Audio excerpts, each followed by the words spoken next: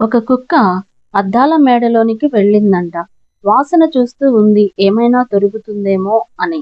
దానికి కావలసింది ఏమీ కూడా దొరకలేదు అని ఆ క్రమంలో పైకి చూసేసరికి ఉలిక్కి పడిందంట. తనలాంటి పోలికలో అనేకమైన కుక్కలు కనబడుతున్నాయి అని. దాదాపు 100 కుక్కల దాకా దానికి కనిపిస్తున్నాయి.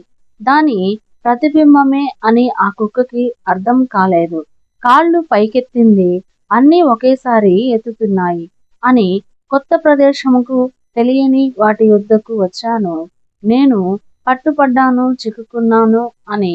ఎవరు కూడా సేఫ్ చేసేవాళ్ళు లేరు అని భయపడి తన ప్రాణాన్ని తానే తీసుకుంది పిరికితనంతో.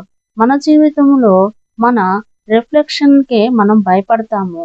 చాలాసార్లు 80% వరకు భయానికి కారణము మన గుణమే, మన స్వభావమే. మనలో ఉన్న లోపాలు ఏమి ఉన్నవో అదే బయటికి కనపడతాయి.